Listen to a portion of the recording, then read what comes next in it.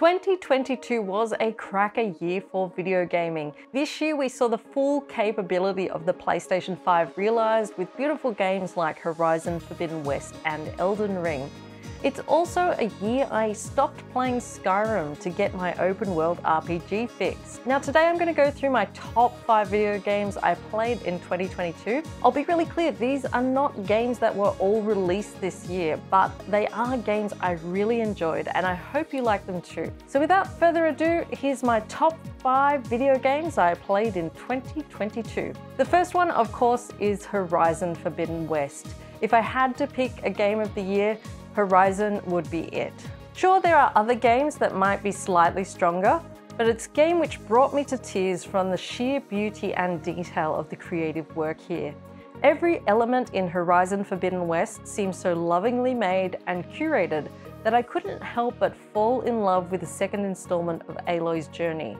I felt the same emotions when I played Zelda for the first time. Horizon Forbidden West took the combat elements from Zero Dawn and cranked it up to 11. The dynamic control system and balanced weapons made for challenging battles without ever being so difficult as to be frustrating. The world itself was bigger and better, opening up the sea and the sky for exploration.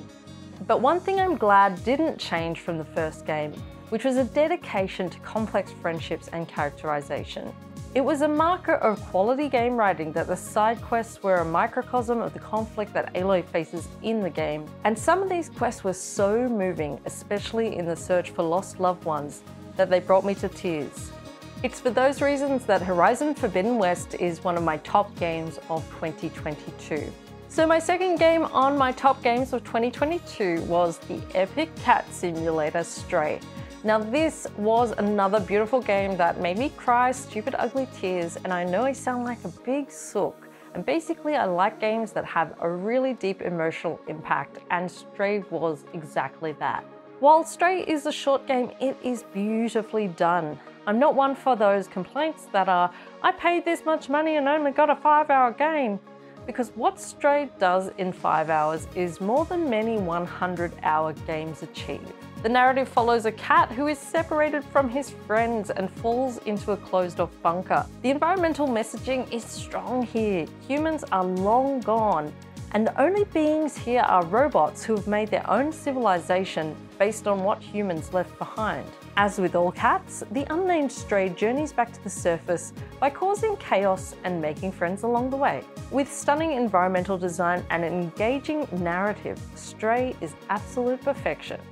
Now by this point in the video, you might be wondering, what about God of War and Elden Ring? Now God of War I haven't got to yet. I have to actually finish the first game in the series. I really enjoyed the combat in that game, but I'm not as enthralled by the father-son narrative as other people are. Probably all the dads out there.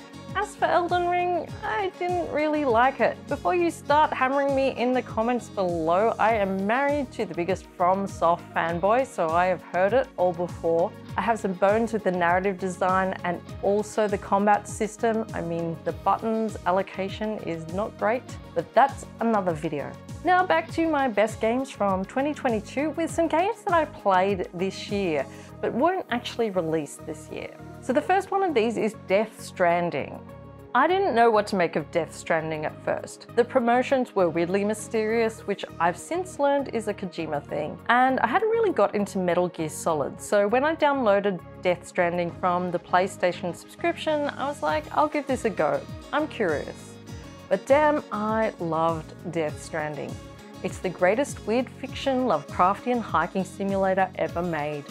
If left in any less brilliant hands, Death Stranding could easily have become inventory management the game, but the great acting, fascinating world, clever writing, and brilliant use of online connectivity to enhance the feeling of stranding between countries makes it a superlative experience. In fact, Death Stranding 2 is one of my most hyped releases for the next few years.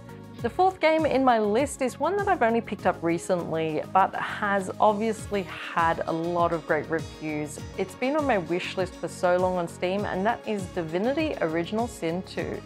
Isometric RPGs bring back wonderful memories of playing Baldur's Gate as a teenager, and Divinity Original Sin II gives me those same feels but with far more advanced combat mechanics. Every time you walk into a new area, it feels like a micro D&D campaign within the greater story of pursuing godhood. And if you want to see how environmental surface effects should be done, play this game.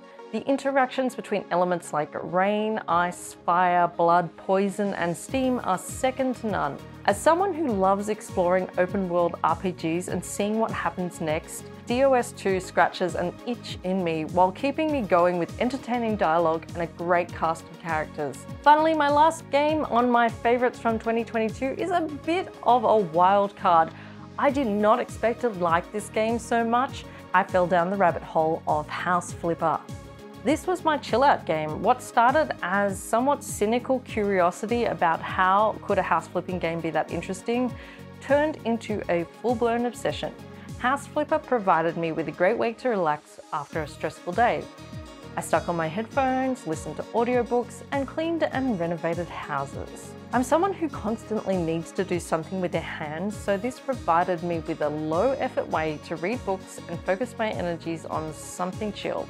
So those are my top 5 games that I played in 2022. If you agree or disagree or want to talk about how much you love Elden Ring, please do hit me up in the comments below. I am so looking forward to 2023's calendar of game releases with Starfield, Baldur's Gate 3, and of course, House Flipper 2. If you are excited about video games, you want to hear more of my reviews, please do hit subscribe, and thanks so much for watching.